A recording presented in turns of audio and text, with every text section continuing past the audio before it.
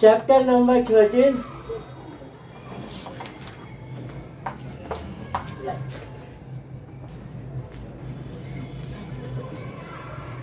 तो normally light जैसे आप देखते हैं सन रेज वगैरह है, तो यहाँ पर अब ये कॉन्सेप्ट क्या है, लाइट हम अच्छे से जानते हैं, परिचित हैं।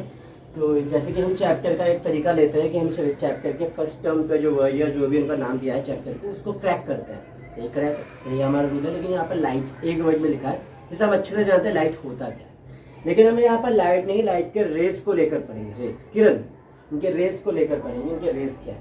ठीक है, मेन कॉन्सेप्ट इसमें आएगा कि रे क्या है। सेकंड, आपको यहाँ पर अगर कोई भी रे आती है तो किसी से भी टकराकर, और कोई सरफेस है तो उसे टकराकर वो वापस चली जाती है, इसका मतलब रिफ्लेक्शन। तो हम इसमें रिफ्लेक्शन वाले कॉन्सेप्ट को पढ़ेंगे। आप अगर 8 तक आए हो, इसका मतलब 6-7 तक आप इस कॉन्सेप्ट तक परिचित हो चुके हो। अगर आप 8 तक आप मौजूद हो तो ना आपको ये कॉन्सेप्ट पता है। ठीक है, लेकिन आपको थोड़ा और बेहतर तरीके से, क्योंकि रूल्स शायद ही आपको पता हो, तो इस रूल्स के बारे में यहाँ पर पढ़ाया जाए। ठीक है, चलिए फिर एक सरफेस बनाते हैं। तो एक सरफेस है यहाँ पर, किसी की भी, मिरर ले लीजिए, कांच ले लीजिए, किसी की भी एक सरफेस है, और ये सनलाइट है जिसमें से एक रे आ रही है। रे ट्रेवल करती है और स्ट्रेट लाइन, एक स्ट्रेट लाइन में ही रे ट्रेवल करती है, कर्व में नहीं। अब देखते कैसे, सीधा। तो हमारे पास 6th में ही आया था ये टर्म, 6-7 में। पाइप को अगर मोल्ड किया जाए तो हम किसी ऑब्जेक्ट को नहीं देख सकते। अब इसका मतलब ये एक स्ट्रेट में आई है, जहां ये पॉइंट टकराई है, जस्ट ये आपका नॉर्मल पॉइंट है, जो टकरा है वो। ठीक है, जिस जगह पे पॉइंट पे ही टकरा। ठीक है, अब ऑब्वियसली बात है, ये टकरा, ये जस्ट पहुंचा है तो वहीं पर नहीं रहेगा, वो वहां से रिफ्लेक्ट करेगा। अगर वो रिफ्लेक्टिव वाला आपने सरफेस सामने दिया है तो ऑब्वियसली बात है वो क्या करेगा, रिफ्लेक्ट करेगा। ठीक है, और जहां से पॉइंट बना है वहां से आप एकदम सीधा खींचेंगे तो एक 90 डिग्री से एक एंगल बनता है ना। अब यहाँ पर एक रूल है, क्या, जो आने वाली रे है उसे इंसिडेंट रे कहते हैं। इंसिडेंट रे, आने वाली रे, जिसे हिंदी में बड़ा इजी है, आपतित किरण। आपतित किरण मतलब किरण आती है जहां से, इंसिडेंट रे है आपका। और जहां से ये जाएगी, जा रही है, वो रिफ्लेक्ट हो रहा है, इसलिए इस रे को कहा जा रहा है रिफ्लेक्टेड रे। 2 रे मिल गई और ये आपका नॉर्मल पॉइंट है। जिस एंगल से ये आती है, मान लीजिए फॉर एन एग्जांपल ये 30 डिग्री के एंगल बन रही है, नॉर्मल पॉइंट देख रहे हो, इसको सीधा खींच दिया मैंने, लॉन्गर स्ट्रेट लाइन एकदम, और यहाँ पर आपने देखा ये कुछ 30 डिग्री का एंगल बना रहा है। हम एक एग्जांपल ले रहे हैं, तो जो रिफ्लेक्टेड होके जाएगा ना वो भी 30 ही डिग्री का होगा, उसमें से एक भी डिग्री वो ऊपर नीचे नहीं हो सकता। यही रूल है। तो यहाँ पर आपका रिफ्लेक्शन का रूल पढ़ाया जाएगा जब, तो यहाँ पर आपको बताना है कि इंसिडेंट रे का जो भी एंगल होता है वो इक्वल होता है रिफ्लेक्टेड एंगल का। ये जो एंगल है वो इस एंगल की हमेशा बराबर होता है। ये आपको पहला कॉन्सेप्ट करना है। कोई भी रे जो टकरा रही है, किसी भी तरीके से मौजूद होकर आपका टकराया है, वो आपका इंसिडेंट रे है, क्योंकि वो अभी आ रही है। जब वो सरफेस पे टकराती है, टकराकर वो मूव करेगी, उसके डायरेक्शन चेंज होंगे, डायरेक्शन चेंज करके वो जहां पर भी जा रही है वो हमें मैटर नहीं करता, लेकिन जहां जा रही है वो रे कहलाई जाएगी रिफ्लेक्टेड। ठीक है, 2 रे के बारे में समझिए। और जिस पॉइंट पे ये आके टकराया है, किसी सरफेस के किसी पॉइंट पे तो टकराएगी, इधर इधर इधर कहीं पे टकराएगी, वो होगा आपका नॉर्मल पॉइंट। तो मिरर या किसी भी सरफेस पे ये जिस पॉइंट पे टकरा रही है वो बनता है आपका नॉर्मल पॉइंट। तो इन दोनों का एक एंगल होगा। ऑब्वियसली बात है, अगर यहाँ से एक एंगल, तो वही तो एंगल बना है, किसी भी तरीके से आया, यहाँ से आया तो एंगल बढ़ गया, अंदर आ रहा है एंगल छोटा होगा, वो तो एंगल बनाएगा। वो एंगल हमेशा रिफ्लेक्टेड होकर भी एक एंगल बनेगा, जरूर बनेगा। तो दोनों एंगल हमेशा इक्वल होंगे, यही रूल है। ठीक है, this is one of the law of reflection. तो आपको कहेंगे कि एक लॉ ऑफ रिफ्लेक्शन दे देंगे तो कई तरह से क्वेश्चन पूछ सकते हैं कि लॉ ऑफ रिफ्लेक्शन दे दिया, उसमें से कुछ टर्म है, वो टर्म को ABCD में खेल दिए, उसमें से पूछ लिया, उसमें से खेल गया ये क्वेश्चन। सेकंड हो जाता है कि एक टर्म बोल दिया, दूसरा टर्म आपके कारण के रूप में हो गया, वो अभी कथन तर्क के रूप में भी एक सवाल होता है, असर्शन एंड रीजन के रूप में भी सवाल पूछ लिया। सवाल किसी भी तरीके से पूछ के या इनमें से क्या गलत बोला गया है, ये भी एक सवाल हो गया। सवाल वो किस तरीके से पूछ ले, हमें उससे नहीं डरना। अगर हमें सही का जवाब पता है तो कितने भी गलत आ जाए हम सबके जवाब दे सकते हैं, लेकिन हमें सही जवाब ही नहीं पता तो वो याद मत करो कि इनमें से क्या गलत है, ये याद करो क्या सही है। गलत तो हम अपने आप डिसाइड कर लेंगे, लॉजिक ये। बुद्धि आपके पास कितनी भी हो, लेकिन अगर आप ठीक तरीके से सवाल नहीं पढ़ रहे हो तो आंसर गलती हो। यही रीज़न, सवाल को धीरे पढ़ो, चाहे टाइम कितना ले रहा है उससे फ़र्क नहीं पड़ता। टाइम टेकिंग है ना, कोई बात नहीं। आप इतना जल्दबाजी में मेहनत करके पढ़ भी रहे हो, इतनी जल्दी आप आंसर कर भी रहे हो, अभी दबा के भैया लिख भी रहे हो 3-4 पैरा, बाद में पता चला जो भी लिखा वो गलत लिखा मैंने गलत का आंसर दे रहा हूँ तब से। ये किस तरह का है? इससे अच्छा मैं 3 पैरे की जगह 2 पैरा लिखता, लेकिन कम से कम सवाल तो सही पढ़ता। ये तरीका होता है पेपर करने का, सवाल धीरे पढ़ते हैं, आंसर के लिए भले आपके लिए वक्त कम पड़ जाए। इंसिडेंट रे हो, रिफ्लेक्टेड रे हो या नॉर्मल पॉइंट हो, वो सब के सब एक ही प्लेन पे मौजूद हो रहे हैं। देख लीजिए, रिफ्लेक्टेड रे इधर, ऐसे इंसिडेंट रे इधर, रिफ्लेक्टेड रे इधर, और नॉर्मल पॉइंट हो गया ना। हाँ, तीनों एक ही जगह पे है ना, है तो एक ही जगह पे, भले आप किसी भी नाम से बोल रहे हो। ये इंसिडेंट रे आया इधर ही आया, इस पॉइंट को हम नॉर्मल पॉइंट भी कह रहे हैं, और यही से जा रहा है, तो तीनों एक ही जगह पे लाई कर रहे हैं ना। रिफ्लेक्टेड रे कोई हवा में लाई तो नहीं कर रहा, वो इधर से तो लाई कर रहा है। तो ये तीनों ही एक ही सरफेस पे लाई करेंगे, एक ही प्लेन पे लाई करेंगे। ये आपका रिफ्लेक्शन की दूसरी बात हो जाती है। ये बहुत अच्छा क्वेश्चन है, ये आता भी है, बनता भी है, पिक्चराइज भी हो सकता है, डायग्राम भी बन सकते हैं, कई चीज़ों में पूछा जा सकता है। आप हमेशा राइट उठाते हैं, वो लेफ्ट उठाता है अपने हिसाब से। वैसे हिसाब से क्या होना चाहिए, ये राइट है तो उधर सामने वाले का राइट वो हैंड होना चाहिए, लेकिन वो ये ना उठाते, उसके सामने जो रिफ्लेक्ट हो रहा है मिरर वही दिखाएगा, क्योंकि मिरर एक ऑब्जेक्ट है, कोई ह्यूमन नहीं है, ठीक है। उसको वो नहीं दिखाना कि मेरे को राइट दिखाना है, नहीं, उसको जो रिफ्लेक्ट कर रहा है वो वही दिखाएगा, उसके सामने जो आ रहा है वो वही, उसकी ही छवि दिखाएगा, उसी की इमेज दिखाएगा। इस तरह के जो सिचुएशन आप देखते हो अपने डेली लाइफ में, उसको कहते हैं लैटरल इन्वर्सन। Lateral inversion. सवाल आप पूछा करो किताब से, खुद से सवाल निकाला करो कि यार इसे ना ऐसे भी पूछा जा सकता है, शायद मैं इसे याद करता हूँ, इसे ना ऐसे भी पूछा जा सकता है, मैं इसको इस तरीके से पूछता हूँ। सवाल आपके, आप अपना सैंपल पेपर खुद बनवाया है। तो अब मैं इसके सरफेस को थोड़ा चेंज कर देता हूँ, सरफेस को मैं सीधा ना बनाते हुए रफ बना देता हूँ। हम देख रहे हैं कि जितना इंसिडेंट का एंगल था, अब रिफ्लेक्टेड का एंगल बढ़ चुका है, तो रिफ्लेक्टेड जो एंगल है is greater than incident angle. लेकिन हमने तो पढ़ा था भाई इंसिडेंट एंगल और रिफ्लेक्टेड एंगल हमेशा इक्वल होते हैं, लेकिन यहाँ पर क्या ये सवाल बन जाता है, क्या ये लॉ ऑफ रिफ्लेक्शन के खिलाफ बात कर रहा है? नहीं, असल बात है कि आपने उसे इर्रेगुलर सरफेस दे दिया था, उसने इसलिए ये काम किया। आप उसे प्लेन सरफेस दे दीजिए, वो वापस वही काम करेगा। एक रफ मैटर दे दिया, खुरदुरा सा एक मैटर दे दिया, खुरदुरा सा एक प्लेन आपने वो ऑब्जेक्ट दे दिया, इसलिए वो टेढ़ा रिफ्लेक्ट कर गया। वो आप इसको प्लेन दे दीजिए, वो वापस सही करेगा।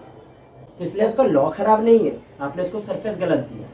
मिरर के रूप में अगर देखा जाता है तो उसके अंदर जो आता है वो एकदम पैरेलल जाता है, लेकिन इसमें नहीं जाता। इसका मतलब ये है कि वो रफ आपने दिया है, उसमें अंदर आपने इर्रेगुलर सरफेस दिया है, तो इर्रेगुलर काम कर रहा है। आप उसे रेगुलर सरफेस दे दो, प्लेन सरफेस दे दो, वो पैरेलल काम करेगा।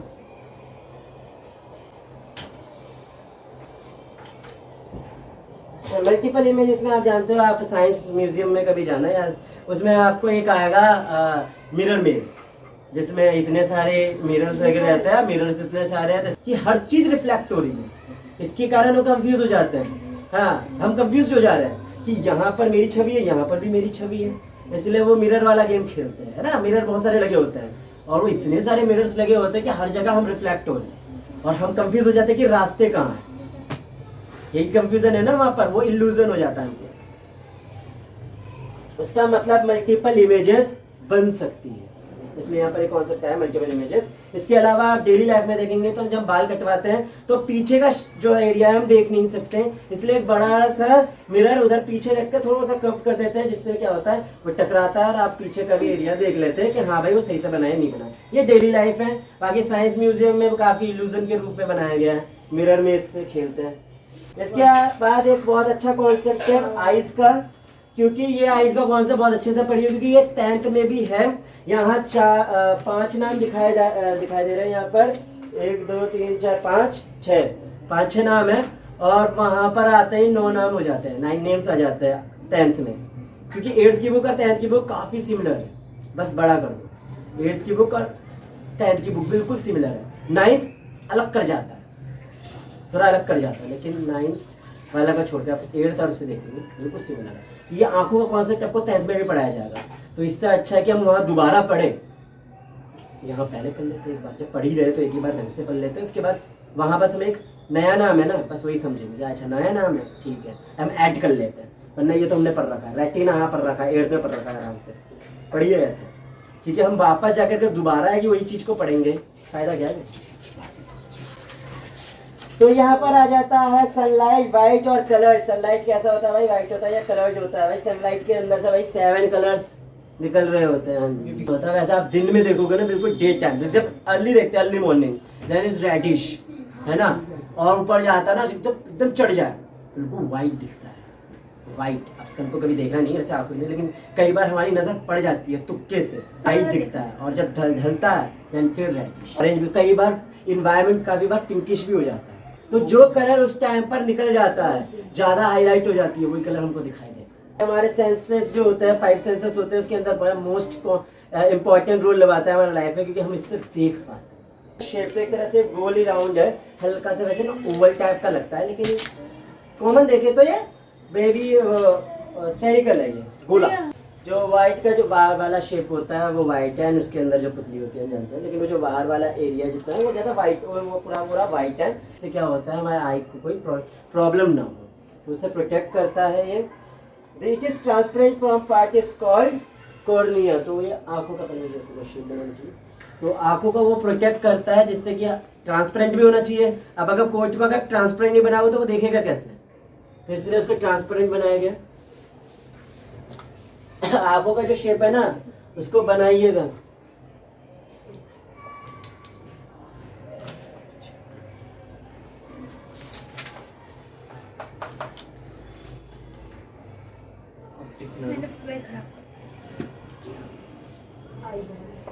ये आंखों के लिए भी डर होता है।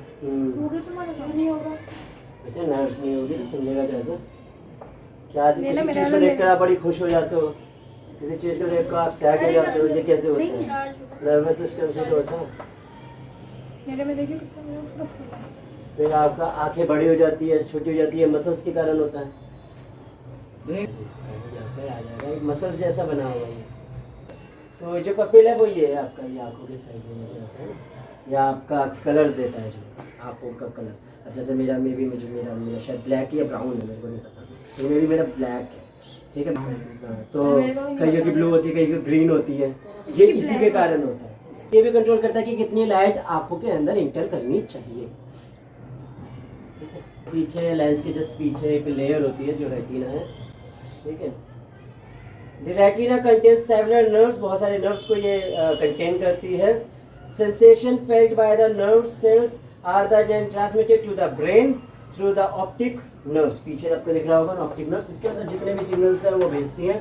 अब वो जितने भी आपका यहाँ पर बताया गया है सेंसेशन का मतलब है जो अलग चीज़ों से फील होती है अलग। आप घर आए, आप अपने रूम में एंट्री ली और आपको गिफ्ट प्रेजेंट आपके सामने है, आपको एक सेंसेशन क्रिएट हुई और आपका माइंड में आएगा कि खुशी दिखानी है, गिफ्ट देख के रोने खड़ी लगी, सेंसेशन क्रिएट हो रही है। वही आपका बनाया आपने कोई बहुत अच्छा प्रोजेक्ट बनाया था, बर्बाद कर दिया किसी ने। आपको गुस्सा आया, दुख आया, जो भी आपने बड़े मन से बनाया था और वो टूट गया, तो ये कहता है ना क्या देख कर आप अंदर एक फील होता है। वो क्या हुआ, वो इसलिए हुआ क्योंकि आंखों ने उसे देखा था, आंखों ने देखकर उसे ब्रेन में सिग्नल दिया, ब्रेन ने ट्रांसमिटेड किया कि हाँ भाई ये मैसेज है, इसको रीड करना, ये दुख का चीज देख लिया आपने। तो होता है जो ब्राइट कलर को देखता है, ठीक है, जो सेंसेशन होती है कोई अच्छी जो ब्राइट कलर है, ज्यादा कलर है जिसमें, वो उसको देखता है। और दूसरा सेंस है rods. Rods which are the sensitive to dim light, जो डिम लाइट को देखता है। दो लाइट को देखने वाले दो सेंस है, एक है आपका नाम बता दीजिए, एक आ जाता है कोन्स और एक आता है रोज। ये भाई ब्राइट को देखता है और ये आपका डिम लाइट को देखता है। दो लाइट को देखने वाले दो अलग अलग सेंसेस है। कौन सेंस कलर है?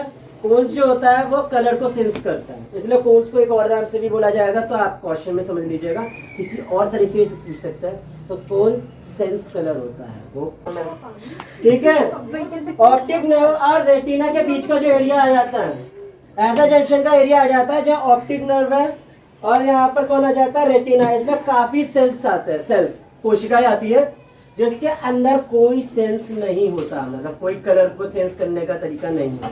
वो जंक्शन क्या कहला जाता है? वो कहला जाता है आपका ब्लाइंड स्पॉट, क्योंकि उस पर कोई आपको नजर नहीं आ रहा, ठीक है।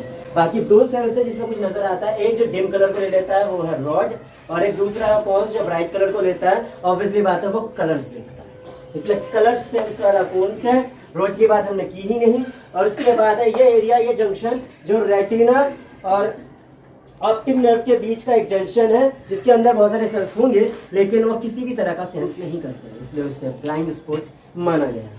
तो बहुत ज़्यादा रोशनी है, बहुत ज़्यादा कम रोशनी हो गई है, ठीक है, कि आप बहुत कम रोशनी है और आप उसमें पढ़ना चाहते हो, तो उसमें ही आपकी आँखें खराब होगी, ठीक है। कितना कम रोशनी उस पर पढ़ा नहीं जा सकता। बहुत ज़्यादा लाइट वाला या फिर सन हो गया, बहुत ज़्यादा लाइट है या फिर लेज़र लाइट है, वो आपके रेटिना को डैमेज कर सकता है। किसी भी लाइट में ऑब्वियसली मैं बोला इसे भी डायरेक्ट नहीं देखना है, कभी भी आंखों को रब नहीं करना चाहिए। अगर आप में डस्ट गया है तो ये से धो सकते हो। तो improvement go to the doctor. अगर फिर भी कोई इम्प्रूवमेंट आप में नहीं मिल रहा तो आपको डॉक्टर के पास जाना चाहिए, ठीक है। Always read at the normal distance for vision. तो हमेशा किसी चीज को देखते हो तो एक नॉर्मल डिस्टेंस पे रखना चाहिए। 25 सेंटीमीटर नॉर्मल डिस्टेंस होती है अगर आप किताब पढ़ रहे हो तो। यहाँ पर बताया जा रहा है लास्ट की विटामिन ए जो है वो बहुत ज़्यादा अच्छा होता है, ऐसी बुक जिससे कोई व्यक्ति पढ़ सकता है। इस बुक का साइड में दे सकते हैं, लेकिन इस तरह का कोई भी प्रश्न किताब के हिसाब से प्रश्न नहीं है। बस इसको इस तरह से बताएगी कि एज आप लुई ब्रेल को आप पहचान सकें, ठीक है। इसने सबसे पहले अंधों के लिए या ब्लाइंड लोगों के लिए, ब्लाइंड चैलेंज लोगों के लिए किताब बनाई है, और इस प्रकार से आपका ये चैप्टर खत्म।